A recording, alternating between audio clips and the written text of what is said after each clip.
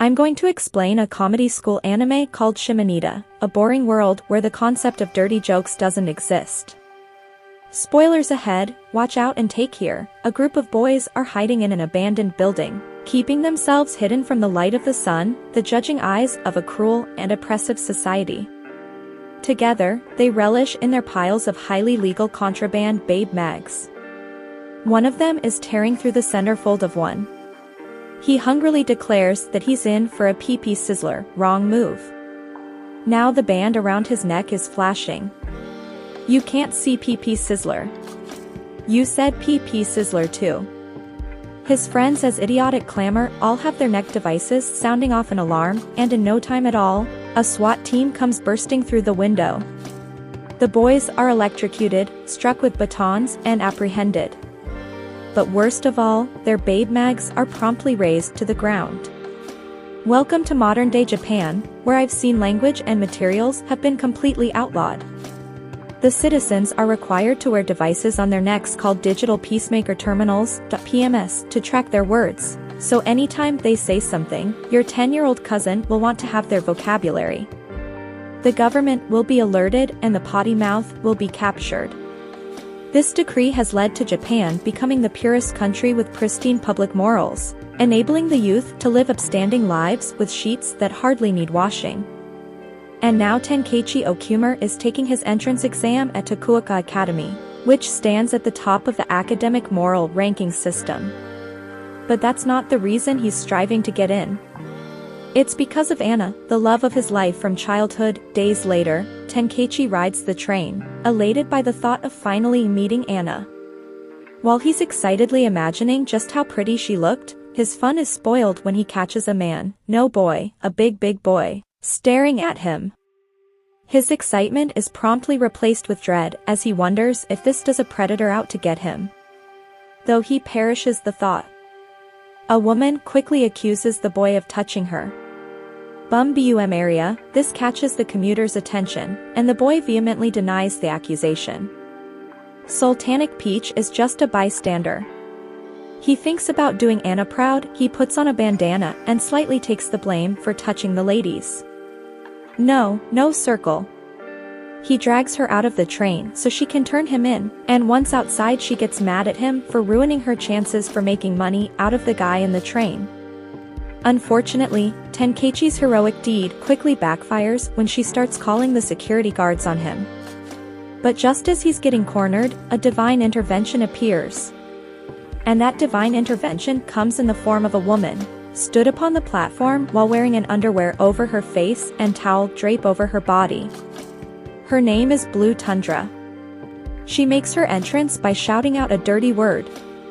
This has everyone fleeing for their lives and calling her a terrorist, while the police were clearly familiar with her move-in to arrest the dastardly feed. But before they could touch her, she proudly announces that she's not wearing anything underneath the towel, so they can't do anything to her.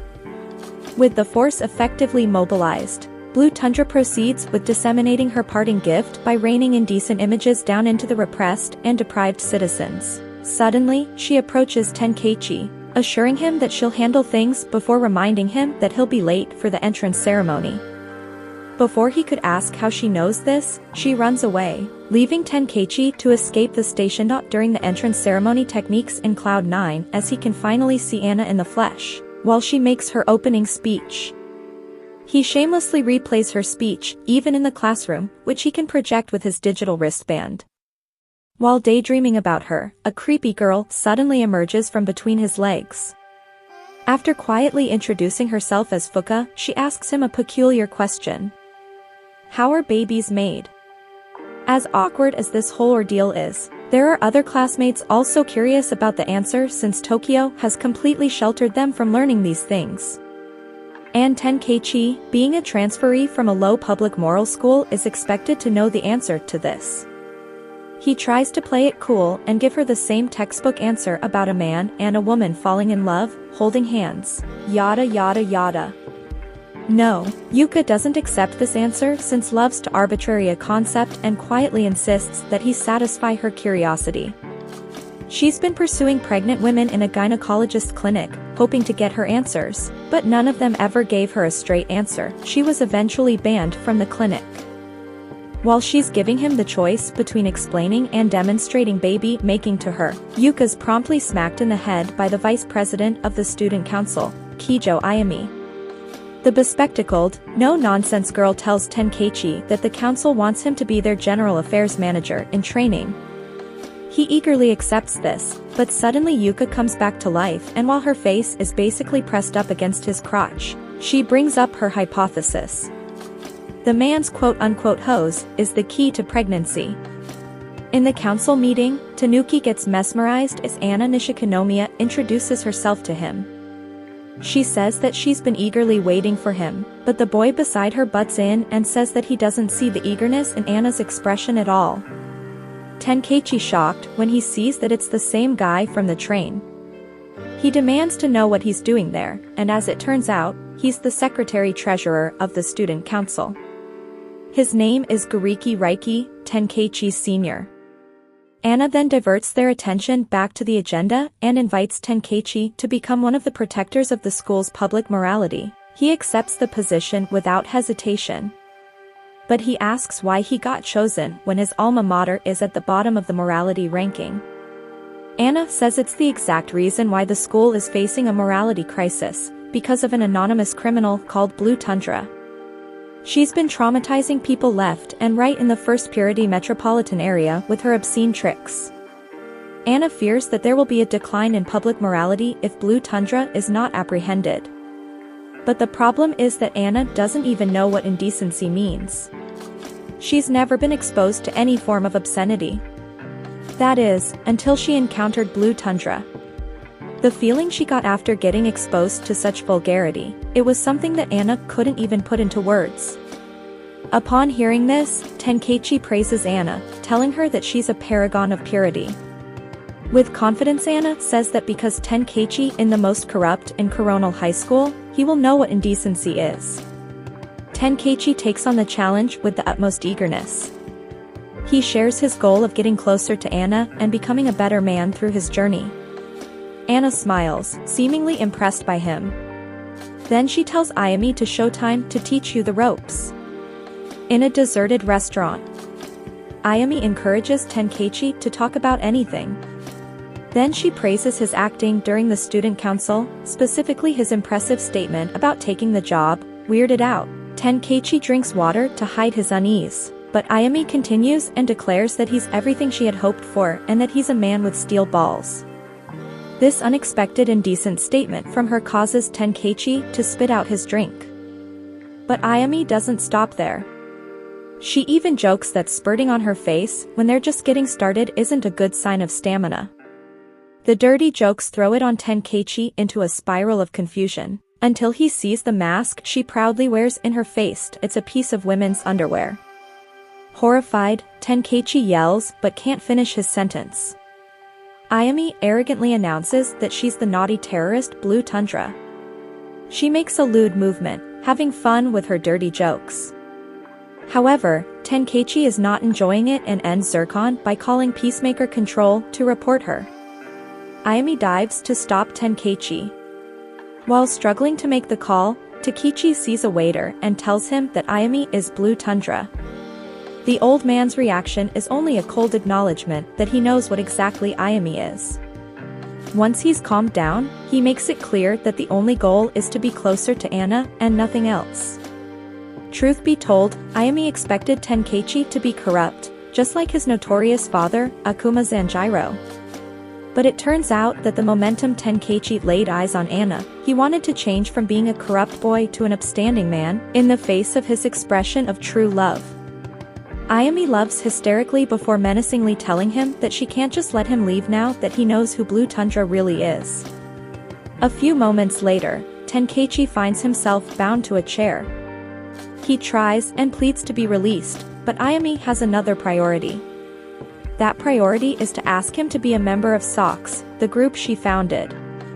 Its sole purpose is to bring down the Public Morals and Education Act, but since he really wants to be a moral citizen, Tenkeichi vehemently refuses to join her group. This makes it Ayami ask if he doesn't want to join because he doesn't like the name SOX stands for. Redacted happens most often on Christmas, another one of her terrible, vulgar jokes. Tenkeichi yells that he doesn't care, but Ayami continues and shares. It's such a shame he's such a prude when his name has such wonderful meaning. Still, the boy continues to yell in protest. Ayami just ignores him and explains where Tenkeichi came from instead. Long ago there was a myth that a traditional Japanese spirit named Tanuki existed within large nut sacks, so she teases him that he must stand proud his descendant is a huge chunk. But Tenkeichi disagrees. Ayami walks closer and stares at the Tenkeichi's private part and says that she thinks that's the part of him that stands proudest in his pants. With that and a few more lewd jokes, Tenkeichi finally realizes that Ayami's SPM never sends out an alarm, so he yells and asks Ayami about it. It turns out the girl has a special cell phone that allows her to say anything within 3 minutes. This was gifted to her by her father and a Dumasai, who had extremely opposed the Public Morals and Education Act. She remembers the day her father gave her the cell phone. She boasts that he told her to take the cell phone and make the most out of it due to her extraordinary love for lewd remarks. From that day on, Ayami had vowed to change society so she can freely say whatever joke she wants. Now that one of the reasons she formed SOX is out, she asks Tenkeichi again to join her. He still refuses. His constant refusal makes Ayami resort to blackmail. She threatens to report to the Peacemaker Control that he's an offender if he doesn't join SOX. Tenkeichi says when she does then he will report her as well. But Ayami goes for the jugular. Tenkeichi's crush Anna, she says that Anna will be affected if it gets out that a student council member is Blue Tundra. Secondly, Ayami is his best friend. So if Anna finds out that she's Blue Tundra, the girl will be devastated. Plus, being Anna's closest friend, she can help him in his love quest. In the end, Ayami doesn't even wait for Tenkeichi's response. She declares that the two of them will create a naughty new world. This makes a meal in frustration and annoyance. The next day Tenkeichi finds himself in the chemistry room with Yuka due to her putting sleeping gas in his locker. Once again, she asks him how babies are made. She shows him her experiment on how flies were produced by combining their lower bodies before laying eggs. So she hypothesizes that the human way is practically the same. Tenkeichi responds that humans are not robots, so combining is not possible. Then promptly runs away from the weird girl. But the absurd love-making talks, it didn't stop there, because then Tenkeichi overhears teenage boys' theories in the restroom. They spout myths like they will grow mammary glands if they wear a girl's upper undergarment, or their junk will fall off if they wear a girl's bottom undergarment. Shocked, Tenkeichi can't believe how clueless those boys are, so when he meets Ayami again, he shares what he overheard. Ayami replies that as members of SOX, she intend Tenkeichi must educate the clueless about what combining means and bust some myths about sensuality. As they talk about combining, Tenkeichi shares about Yuki's obsession with baby making. He shares her experiment about flies combining. The minute Ayami hears the word flies, she smells mischievously. Then she announces that the upcoming school assembly will be more exciting because of an unexpected film show. That weekend, the students gather for another school assembly. But for Ayami, it's more than an assembly. It's a dream come true to bring the academy a world where the concept of dirty jokes exist. As SOX prepares for the plan, Ayami hands the head mask to Tenkeichi and says that unfortunately the underwear isn't used. The very perturbed Tenkeichi yells that it's not his main concern. During the assembly, the first step to Ayami's plans commences.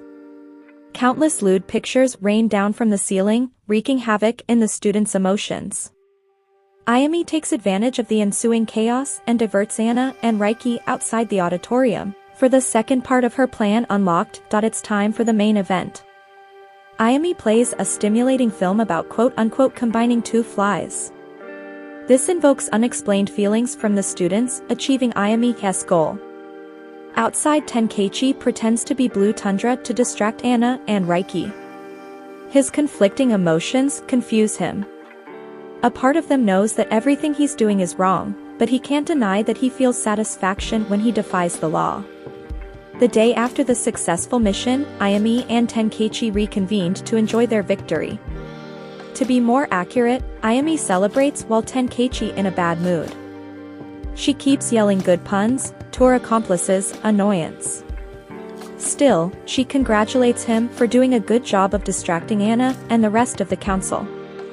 Because of him, she was able to show an explicit play-by-play process of fornication.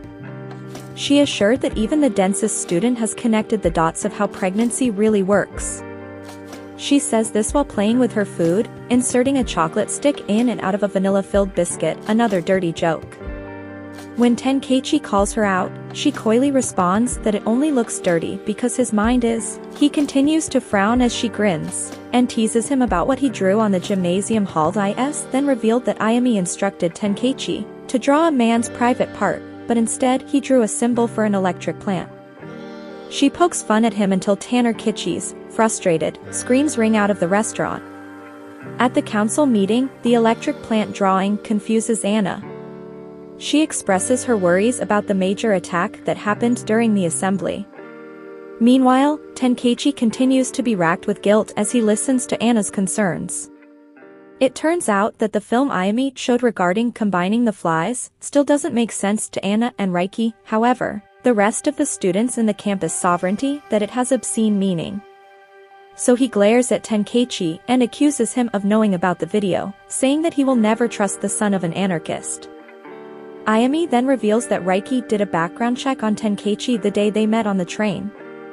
That's why he was staring so intently at him.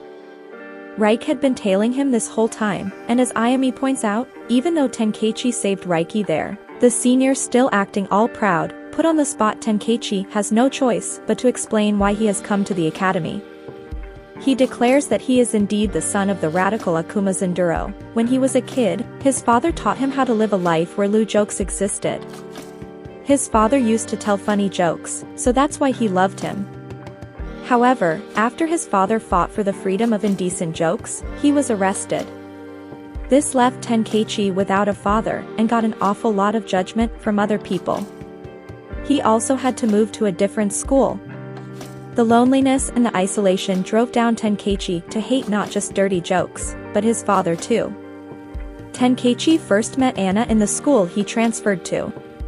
She's the only person who did not run away from him and judge him because of his father. That's why from then on he vowed to become a person of a pure heart just like hers. After their little conversation, Ayami compliments him for his speech in making Anna and Ricky trust him. Try as Tenkeichi made to insist that he was being genuine, and Ayami dismisses him and begins talking about their next plan. In a stroke of irony, now that Tenkeichi is getting close to Anna, the person who inspired him to live a more upstanding life, he's also being forced to face the part of his life he had grown to hate through Ayami's antics. Only time will tell which path to Tenkeichi will take, but one thing's for sure. He's in for a wild ride. That's what she said.